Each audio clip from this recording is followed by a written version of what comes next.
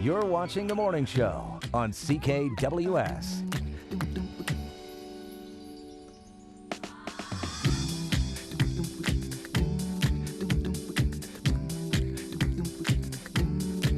.51 on a Wednesday morning. Welcome back. Good to see you. I'm going to introduce you to Chris Nihmey. He's a published author. His first book was this one, and he's just released a brand new book. It looks like a children's book, but it's actually a book for all ages. We'll talk about Sally in just a second, but first, two sides to the story, living a lie. Chris Nihmey, thanks for being here. Thanks for sharing your story too. Mental health advocate, you know what you speak of. Tell us your story. Well, in 1998, I came out of university. I went into teachers college and I had everything in front of me.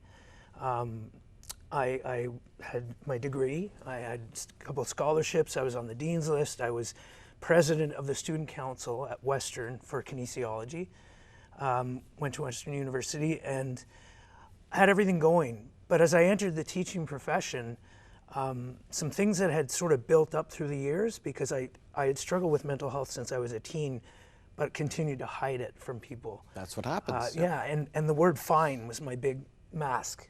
Fine, I'm fine.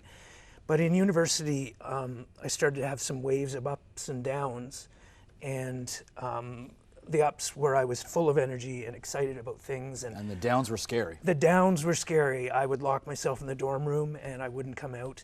I remember that knock and it was like slow-mo, someone at the door, and I just feared seeing people. I went to my classes and right back there. After that, I started to teach, and that's when things really started to boil over. Those same waves were happening where I'd stay at school till 10 at night doing work, and then other times I was at home, coming home stressed, lying in bed, sheets over, and it was an awful time. And after 2 years of teaching full-time, I resigned from teaching. It was a huge move.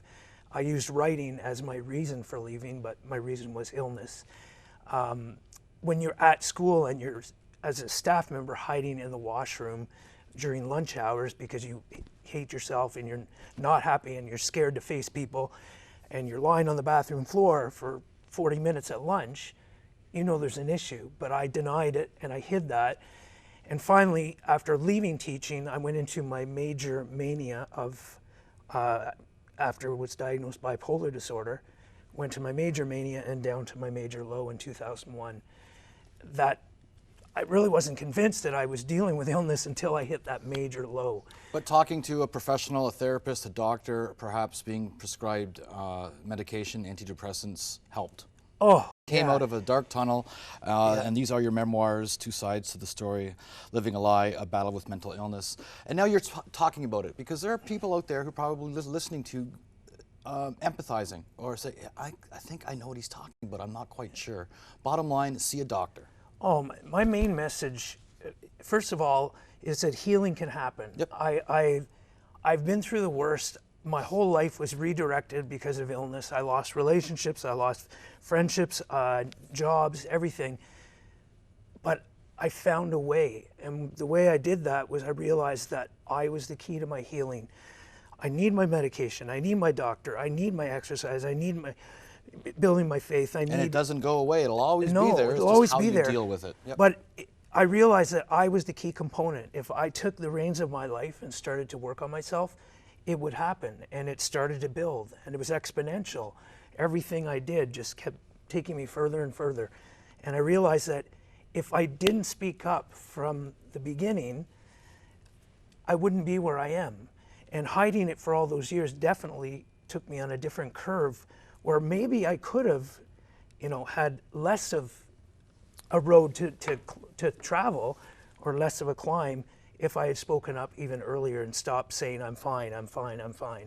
Again, if anyone's listening and they can relate to what Chris is saying, there is help. See your doctor, talk to a therapist. Medication is a definite possibility. Yes. And it may not work immediately, and some medication may work for others and it may not work for others. You have to find that one that will help for you, that will help you. And there's a light at the end of the tunnel. This is brand new. This is Sally. It looks like a kid's book. There's some great illustrations in here, but a book for all ages, the same topic. Yes, I mean, Sally was actually a story I wrote before my memoir, and I decided to make it into an illustrated picture book for children. But as I wrote it and put it together into a book, I realized this is a book that anyone could read. It's about a boy who befriends a homeless woman on the street. It's a story of compassion, acceptance of one another, empathy, and it just shows that we need to give the homeless a voice, because when we humanize them, we realize, hey, this person has a mother and father. This person went to kindergarten just like I did. And most homeless people, there is an element of a mental health issue in there as well. In my story, I don't want to give it away, but Sally ends up leaving home, and it's because of illness. Illness took over, and I try to emphasize that most of the people, if not all, are dealing with mental issues. Chris, on the we street. thank you so much. Chris Nihmey, a great advocate. We thank you so much. Thank you very much for having me.